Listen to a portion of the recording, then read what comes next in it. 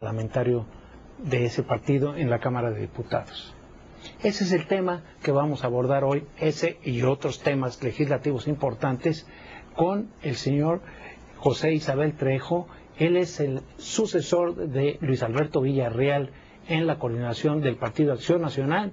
Y antes de empezar la entrevista, le doy la bienvenida a mi compañera de ruta, Paola Barquet. ¿Cómo estás? Pues muy bien, ahora ya de manteles largos. De manteles largos, porque tenemos aquí, le dicen Chabelo. Muchas gracias a usted, señor Garfias y Paola, por la oportunidad. Qué bueno. Ustedes, ¿no? Esa sería mi primera pregunta. ¿Cuál es ya sabemos todo el escándalo, inclusive antes de empezar esta entrevista me mostraba una encuesta donde decía, se preguntaba si el relevo fue el adecuado o fue excesivo.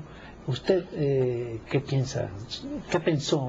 ¿Fue adecuado, fue excesivo el tema de relevar a Luis Alberto Villarreal por esta famosa fiesta en Villa Balboa? No nos hubiera gustado pasar por esta situación. Ya hemos tomado decisiones. La gente está opinando. Yo pienso que es importante que la gente dé su opinión, pero nosotros tenemos que tomar una decisión. Nosotros, evidentemente, tenemos la obligación de tomar decisiones, primero de conformidad con la información, con el contexto, con un análisis. Analizamos todos los factores, se tomó la decisión. Creo que ahora vendrá la opinión de la gente, también hay que tomarla en cuenta. Pero una vez tomada la decisión, señor Garfias, pues hay que actuar en consecuencia, ¿verdad? Nosotros pensamos que había que tomarla de cara a la sociedad. Yo estoy platicando aquí con ustedes porque es necesario que antes de darle la vuelta a la página, explicarla. Ya hemos dicho mucho, hay que decir lo necesario en espacios como estos y estar viendo, como decíamos hace rato, analizábamos una primera percepción en un estudio, tenemos que tenerlo en cuenta. Yo pienso que la actuación era en el momento como se dio, en función del análisis. Los ajustes son necesarios porque si no, una fuerza política ante eventos como estos, si no actúa, pues la inercia deja dudas y nosotros no queríamos dejar dudas al respecto de que tenemos que actuar. Su reto, diputado, me imagino que tendrá usted que trabajar mucho al interior de la bancada para lograr o empujar o construir un liderazgo que, por cierto, Villarreal logró al cabo del tiempo. Todos sabemos de las diferencias que hay entre corderistas y maderistas en el seno de su partido, y pienso que Villarreal había logrado, con el trato con cada uno de los diputados, llevar pues sí una amplia mayoría a su favor. ¿Cómo lo ve usted ese reto para usted? Bueno, sí es un antecedente de eficacia legislativa, evidentemente, que se ve empañada por este tipo de circunstancias. El reto no es fácil. Los cierres siempre son una especie de colofón de una legislatura. Tenemos un cierre que implica un paquete económico, 2015. Ahora, en medio de una siempre latente crisis económica mundial, siempre con la incertidumbre en Europa, en Estados Unidos, que nos pega en México, y uno tiene que decir cuáles son las variables económicas que tenemos que tomar en cuenta para la ley de ingresos. El precio del petróleo con la reforma energética es importante como variable de ingreso, a la deuda pública, cuál va a ser la posición ahora en relación con la deuda pública, los impuestos, si funcionaron o no los impuestos. Nosotros estuvimos en contra de la reforma fiscal, pero hay que ver cómo viene la papeleta de los impuestos, cuánto se recaudó con los nuevos impuestos y cómo se proyecta. Y eso es muy polémico porque ahí sí entran el mundo de los contribuyentes. Y luego cómo se distribuyen esos ingresos. El presupuesto de egresos tiene que ser evaluado en función de cuánto impacto tuvo en el crecimiento económico. Porque por un lado se dice, por parte de las autoridades recaudatorias, los cajones que pensamos que se iban a llenar con los impuestos se están llenando, ¿sí? Y el gasto se está ejerciendo, pero ¿por qué no se cumple el pronóstico de crecimiento? Entonces uno tiene que analizar severamente si el ingreso que se le quita a los ciudadanos en el pago de impuestos se gasta bien, pero si influye en materia de crecimiento. ¿Por qué le digo eso, señor Garfias y Paola? Porque una de las líneas de comunicación de las grandes reformas va a haber crecimiento. Telecomunicaciones, va al desarrollo de las telecomunicaciones, son inversiones, va a provocar crecimiento. Gran reforma energética, va a provocar inversiones y crecimiento. ¿Sí? Pero sin reformas, habíamos dicho que íbamos a crecer al 3.8 y ahora no estamos llegando ni al 2 en este año. Entonces, si la reforma fiscal era para tener ingresos, también era que el gasto influyera en el crecimiento. Entonces, ¿qué vamos a decir los mexicanos? Oye, si actualmente con las herramientas que tenemos no ajustamos el crecimiento, entonces pues démosle una revisada a la reforma fiscal. Hay una veda fiscal por parte del presidente que no está totalmente cerrada. El presidente dijo, no hay reforma a los impuestos, pero si se necesita la hacemos. Yo digo que ese, si se necesita, debe ser usado por el presidente para utilizar en ese entorno, más otras reformas difíciles, la ley de transparencia y anticorrupción, tenemos la ley de deuda pública de los estados y los municipios, que es una ley que se sigue necesitando cuando uno va viendo el crecimiento de las deudas.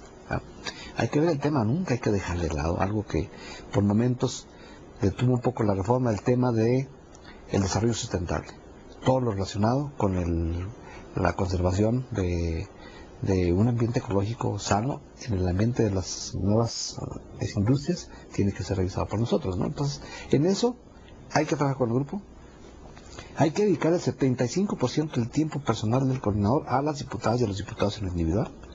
Tiene que trabajar usted con 113 diputadas y diputados y convencer de la nobleza de todas estas reformas en lo individual, además de los trabajos de grupo. ¿Es fácil? No. Usted más o menos hace un trabajo el primer año y va consolidándolo. Primer año, en el segundo usted se consolida, en el tercero ya está usted enrutado para último y cambia el coordinador y me toca a mí entrar en esa coyuntura. Ese es el reto más importante, cohesionar, convencer a los diputados de la nobleza de las reformas y llevarlas a la Cámara. Antes de darle vuelta a este tema de la fiesta y darle la palabra a Paola, yo quisiera preguntarle, ¿a usted lo invitaron a esa fiesta? No, fíjese que no fui a esa plenaria. Yo solicité permiso al coordinador. Pues no hay nada que festejar, la verdad, ¿no? La verdad es que pasamos por un momento difícil, un contexto duro. Yo, como coordinador y como compañero, evidentemente tengo la mano tendida en todos mis compañeros. No estoy en posición de ponerme en un pedestal, ni mucho menos. Yo creo que ahora el mensaje es: ciudadanos, grabaron a los diputados, pero pueden grabarlos a ustedes en cualquier momento. O sea, el fascismo es lo peor que le puede pasar a una sociedad. Recordemos a Italia. El Benito Mussolini vigilaba la vida privada de los ciudadanos. Lo más deleznable del fascismo era la persecución en la vida privada de los ciudadanos. Por eso coincidió mucho con el nazismo, por eso se hicieron aliados, porque era acabar con la vida particular de los ciudadanos. Era que el Estado se podía meter a las alcobas, se podía meter a las cocinas, se podía meter a la vida particular de los ciudadanos. Eran actos delincuenciales. ¿Fuimos objeto de un acto delincuencial? Sí. Hay que aceptar que quien saca tiene la intención de perjudicarnos, a nosotros, como diputados, como grupo parlamentario. Por lo que dice, supongo que descarta que haya sido fuego amigo y está más bien en la tesis del fuego aliado. Mire, especular también puede llevar a conclusiones erróneas. Yo preferiría que hiciéramos una investigación a fondo de qué fue lo que pasó, porque sí necesitamos saber qué pasó. Ya no solamente por nosotros, mire, nosotros ya sufrimos las consecuencias. Ya explicamos, ya ofrecimos disculpas. El coordinador dijo, me hago a un lado. El subcoordinador dijo, yo también. Se toman las decisiones, ya pedimos perdón, ya pedimos permiso para corregir, ya estamos dándole la cara a la ciudadanía, pero que necesitamos saber qué pasó, para decirle a los mexicanos, esto nos pasó, esto lo hizo, aguas, ustedes pueden ser víctimas del espionaje, nosotros fuimos con consecuencias de carácter político, esperamos no haber afectado a la sociedad, nosotros sí fuimos afectados, tenemos que asumir las consecuencias, para eso es la democracia, las evaluaciones están ahí, pero yo diría, ¿cuándo te sacan tu video, ciudadano? ¿Verdad? Para afectarte en tu vida personal. Ahora, lejos del tema de la privacidad o de la campaña de desprestigio que también se ha hecho alusión a esto, bueno, seguramente Manuel Gómez Morín se está retorciendo en su tumba en estos momentos por los valores que hasta cierto punto, o al menos según lo que también en algún momento decía Diego Fernández de Ceballos, que decía, bueno, pues están perdiendo los valores. ¿Qué opina de esto? ¿El PAN está perdiendo sus valores desde las entrañas? Mire, los planetas somos de carne y hueso, no somos ángeles, no somos perfectos, ¿verdad? Y Gómez Morín era profundamente humano, y también Diego, ¿verdad? Yo pienso que las debilidades humanas tienen sus manifestaciones, y una cosa son los referentes ideológicos, los referentes de doctrina. El PAN tiene principios de doctrina, pero no solamente, lo tenemos enfocado al tema moral, ¿verdad? O sea, tenemos muchos más referentes. Pensamos en los municipios, en el Estado, en el campo, ¿verdad? En el desarrollo sustentable, en la democracia, ¿no? Pero pienso que los valores personales, evidentemente, hasta en lo particular, tiene uno que ser cuidadoso, ¿no?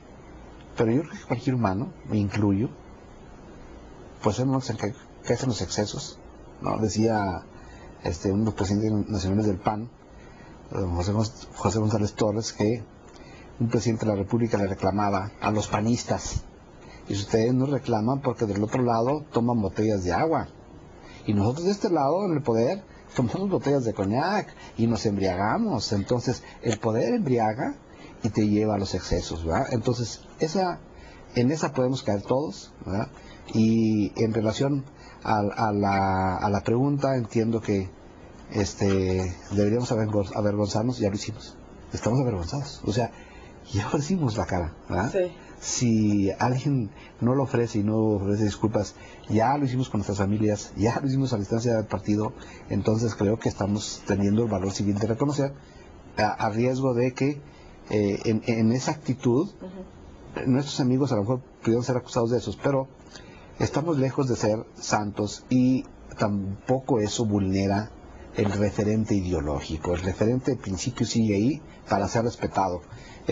Usted a veces va en el camino de la vida y se hace hacia la derecha, se desvía, tiende al camino, y a la izquierda. Eso nos pasa a los políticos, ¿verdad? La cosa es que no corrigiéramos, y estamos intentando corregir. Ahora, bajo advertencia no hay engaño. Por ahí se decía que iban a haber más videos. ¿Usted ya está preparado? Porque me imagino que eso va a representar otra y otra y otra tropezada. ¿Para eso están preparados? ¿Saben qué estrategia van a llevar cuando se aparezcan los demás videos? Estamos pensando que ese riesgo existe.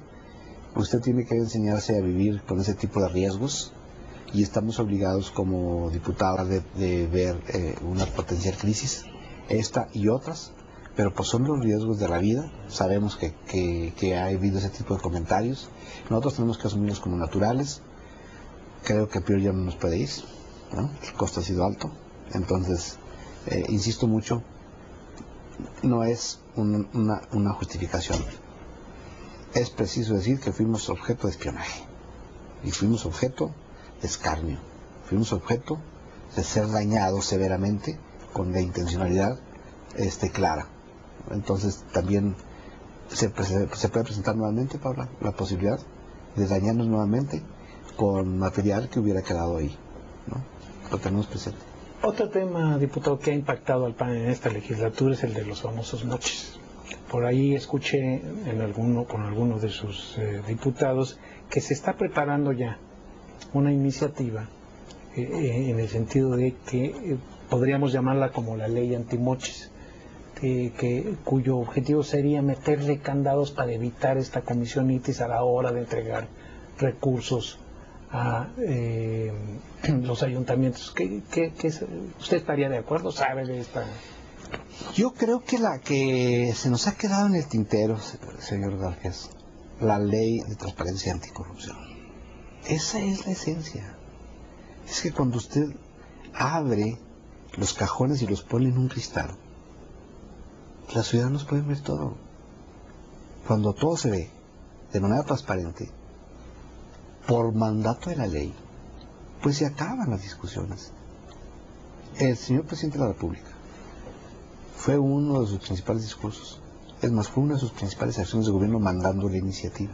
La pregunta es: ¿por qué no la hemos aprobado? En la Cámara de Diputados hay la suficiente fuerza del partido en el gobierno y sus aliados como para sacarla, y no la hemos sacado, señor García. Entonces no está en nosotros. Esa ley es amplísima, completa, abre cualquier fondo de partidos, del Congreso, de las presidencias municipales, de las gobernaturas. Hay que aprobarla. Esa es la gran ley. Debemos de pelear a todos. A ver, si las posiciones humanas ¿verdad? Y cuando le preguntaban a Solzhenitsyn en Rusia, de la corrupción en Rusia, cuando era manejada por un solo partido, por un solo hombre, cuando Stalin gobernaba, había una gran corrupción a pesar de que el Estado era un Estado que mató millones de rusos para el control político. Y la corrupción no se acababa. Y a Solzhenitsyn le dijeron, ¿cómo es la alternativa para acabar con la corrupción en los gobiernos? Dijo, no hay ley posible que venza a la habilidad humana. Solamente el autodetenerse. Es decir, no robo. Es decir, no le meto la mano al presupuesto para enriquecerme. El contener la codicia, o como dice Fernando Sabater, el portarse más o menos bien con el presupuesto, es la alternativa. Es un asunto de ética, principalmente. Pero como no entendemos, entonces hay que poner una ley que transparente todo. Todo se debe transparentar. Esa es la alternativa. Si no sacamos esa, le puede poner usted ley antimoches, ley anticorrupción, ley de transparencia, póngale el nombre propio con apellidos que quiera. La cosa es que sea una ley que tenga claramente la ruta establecida de dónde sale el dinero, dónde sale y cómo. Y eso le va a poner solución, ¿verdad? Entonces, es más profundo el asunto y nosotros estamos en condiciones de discutir esa ley y aprobarla, ¿no? Pero una sola ley que tuviera esa intencionalidad no lo lograría. Tiene que ser una ley amplísima de transparencia de todos los fondos públicos. Sí, conectado con este tema, ayer hablaba yo con la senadora del PAN, Laura Rojas. Ella decía que no estaba de acuerdo con las palabras que le dijo el presidente Peña a estos 6 periodistas que lo entrevistaron, en el sentido de que estaba cerrado el ciclo de las grandes reformas estructurales en este país. Ella decía, tenemos la asignatura pendiente de la corrupción. O sea, ¿por qué la Comisión Nacional Anticorrupción, que fue bandera de ahora presidente Peña durante la campaña, pasa en el Senado y se atora en la Cámara de Diputados? Es correcto. ¿Por qué se atoró en la Cámara de Diputados? ¿Quién se está oponiendo? Yo no puedo acusar ninguna fuerza. Lo que sí es que hace rato de reflexioné con usted y lo digo, hay una fuerza suficiente aquí para sacar la ley, que es una alianza del partido del gobierno y Panal Verde, que tiene suficiente fuerza para sacarla. Lo correcto es que las fuerzas todas las saquemos para hacer todos un compromiso formal ante el pueblo mexicano de que esa va a obligar a todos. Pero aunque no estuviéramos de acuerdo todos, basta con que la ley sea ley para que se aplique a todos. Entonces hay que sacarla. Yo creo que esa parte vamos a buscar sacarla. En cuanto a lo que dice el señor presidente de la República, yo sí creo que esa batería de grandes reformas es influyente, pero no es toda. Hay que acordarnos de que la papeleta del Pacto por México tenía muchas más. Hay que retomar varias de ellas y traerla. El tema de la ecología, el tema del campo, todavía nos faltan seguridad y justicia, todavía nos faltan reglas para el desarrollo social, la nueva ley de minería. Pues hay muchas cosas que en el pacto se pusieron por importantes. Claro que yo entiendo que en un debido contexto hay que aceptar que el presidente dice, es que estas tenían, entiendo yo, que estas eran las que tenían grande resistencia, que parecía casi imposible sacarlas. La reforma constitucional para el tema de telecomunicaciones, de competitividad, de energética, parecían imposibles de sacar, la laboral, salieron.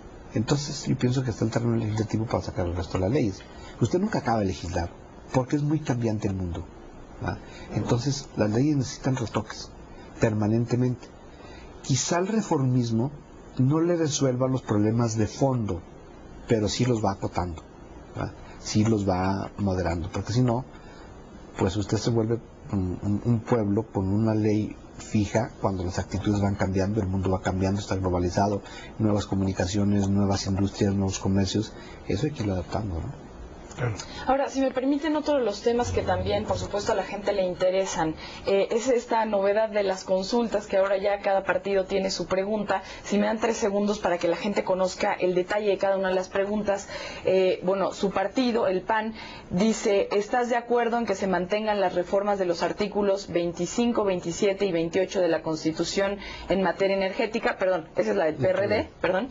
Después viene la del PAN. ¿Estás de acuerdo en que la Ley Federal del Trabajo establece establezca que la Comisión Nacional de los Salarios Mínimos fije un nuevo salario mínimo que cubra todas las necesidades de una familia para garantizar al menos la línea de bienestar determinada por la Coneval. Y finalmente el PRI habla de si estamos de acuerdo o no en que se modifique la Constitución para que se eliminen 100 de los 200 diputados federales plurinominales y 32 senadores por el principio de representación proporcional. ¿Qué dicen las preguntas de los otros dos partidos de ellos mismos? ¿Qué le parece? ¿Qué le viene a la mente? Yo le precisaría primero, por ejemplo, hablábamos antes del tema del salario mínimo. Usted decía que debía de ser fluctuar alrededor de los 250 pesos diarios si el proceso se hubiera seguido como tendría que haber sido. Sí. Y sin embargo, si usted le dice ahorita a un empresario, vas a pagar 250 pesos. Bueno, nos cuelgan. Tampoco. Sí. Yo lo que digo, el referente, si usted hace una evaluación de, digamos, del 70 para acá, de cómo debe estar el salario mínimo, si se hubieran hecho las evaluaciones correctas por la comisión y en función de la productividad, sí, es que conecta el salario, usted conecta el salario en el discurso con la productividad, ¿verdad? Entonces, si usted es muy productivo, si crece la productividad, si la riqueza del Producto Interno Bruto en el país va creciendo, el salario se conecta. Si así hubiese sido, durante este periodo, el salario mínimo debería andar en 250 pesos, aproximadamente. Entonces sí hemos sido injustos en la evaluación para establecer un salario mínimo conforme a la Constitución. Si nosotros decimos ahorita que se vaya, hagamos el estudio y que se vaya esos precios a valor presente, bueno, sí provocaríamos un problema. Entonces, ¿qué sería la economía? Sí, entonces yo digo un poco de manera simbólica, el cambio que proponemos no es comprarnos un elefante en un taco, sino en cachitos. Hay que llevarlo paulatinamente, con evaluaciones, con estudios, cómo negociaríamos con el sector productivo eso. Pero usted no puede decirle al trabajador que gana un salario mínimo, oye, lo sentimos mucho, no porque es inflacionario, no porque el sector empresarial dice que no porque el Banco de México dice que provocaría. No, a ver, vamos buscándole modo. Pues si le buscamos el modo a las reformas estructurales, pues vamos buscándole modo al salario de los mínimos de los trabajadores, ¿verdad?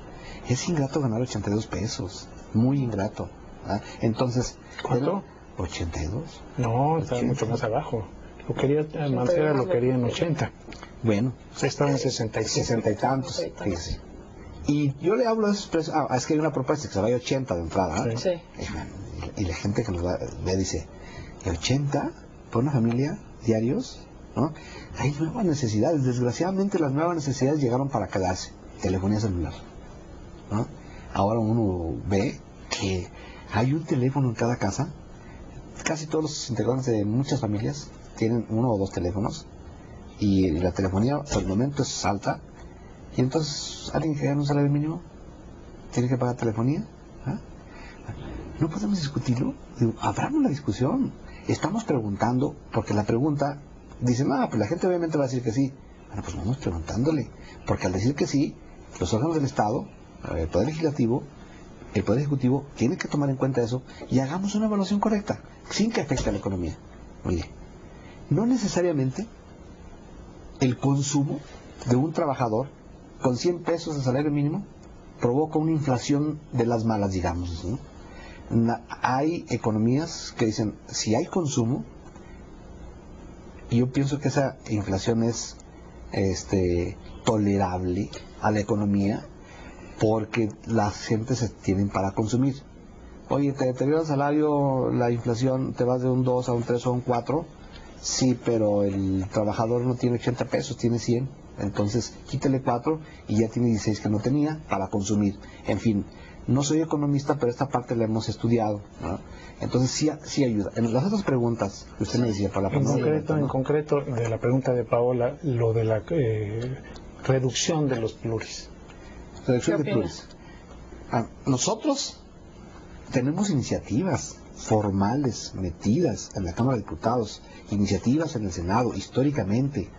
Tenemos demostradas cuántas iniciativas en la reforma se buscó que se redujeran los diputados y los senadores. No pasó.